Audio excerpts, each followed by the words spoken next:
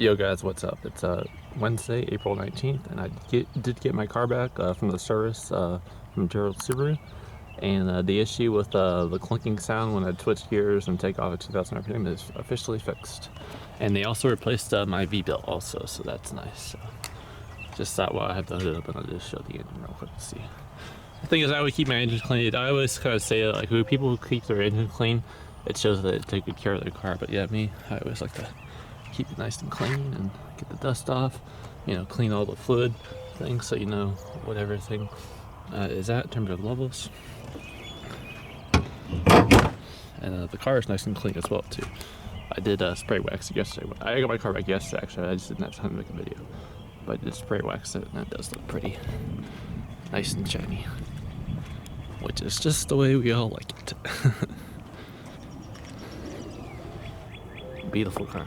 Definitely.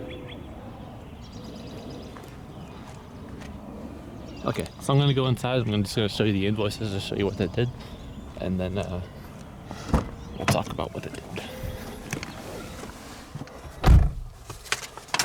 Okay, so I brought it in. It says customer states that after the throwout bearing was replaced, now the vehicle is shaking every time we switch gears, and for some reason they could not duplicate the issue, which I was actually surprised by. And when they called me yesterday and told me that it was fixed by like 3 p.m., I was afraid that maybe they didn't hear the same thing that I was hearing, or they didn't fix it altogether. So as soon as I got there, I did test drive it, but the issue is gone. When I switched gears, I'm gonna open the door to kind of heave it. The issue was gone, and I guess it's fixed. I guess that's all that matters. I tested all the gears. I did the launch at 2,000 RPM in first gear, and it seems to be gone. So I guess that's all that matters. And of course, they did give me the loaner car, which I made a video on. And then, like I said, they did replace the V-belt. For some reason on the belt that I just showed on the camera under the hood, it doesn't look like it's new unless that's a different belt. That the V-belt, unless that's at a different location. So it's kind of confused on that. So another thing, which I never did film, were my time slips at the Route 66 drive strip. So my first run, which was in the right lane against an Evo, and I do have the video of this on my channel. I was in the right lane, and I did not launch my car because I had that throwout bearing issue.